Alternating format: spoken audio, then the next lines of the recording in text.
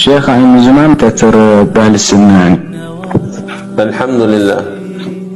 يعني من أنا كنت أول شيء أصلا كنت يعني أيام الفتوى مقاتل بحج الشعبي. يعني كنا نقاتل داعش مقابلنا.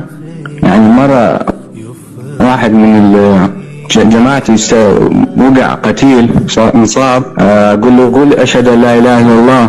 يقول يا علي يا علي مدد يا علي، ومات سبحان الله. وتقدمنا احنا عبرناه رجعت علي يعني سبحان الله وجهه أسود يعني ما ادري أي نقطة نور.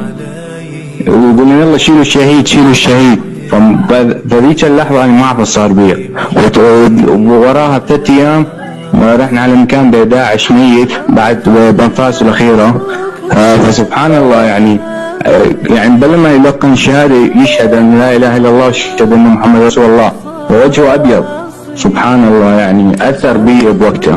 تمام هو داعش وقته كان عدونا يعني، بس يعني أثر بي يعني سبحان الله يعني حتى من رادوا يمثلون بي يعني ما قبلت. قلت لهم ما يصير عفوه أصلا ميت من شلون وعافوه يعني ومات يعني. بعدين كنا رجع الفنان مكان يعني أثر بي ذاك الموقف سبحان الله ما أنسى.